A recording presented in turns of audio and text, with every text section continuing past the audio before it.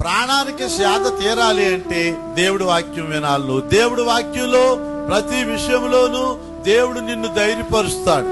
ఖాళీగా ఉన్నప్పుడు బైబిల్ తిరిగేసి అందులో దేవుడిచ్చినటువంటి వాగ్దానాలు ఉన్నాయి. దేవుడు ధైర్యపరిచిన ధైర్యం కలిగిన మాటలున్నాయండి. మరి నీ ప్రాణానికి సేద తీరుతున్నాడంటే నీ ప్రాణానికి ఏమి లేదు, సేద తీరే భాగం లేదు. ఎటు చూసినా బాధలే, ఎటు చూసినా కష్టాలే, ఎటు చూసినా రోగాలే, ఎటు చూసినా అప్పులే.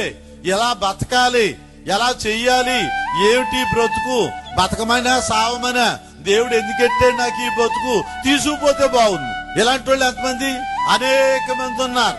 ఈ బ్రతుకు బ్రతికి బదులు తీసుకుపోతే బాగుండు అన్నవారు అనేకులు ఉన్నారు. అయితే నీ ప్రాణానికి సేద తీరలేదు కనుక సేద తీరాలంటే రా ప్రభు దగ్గరికి.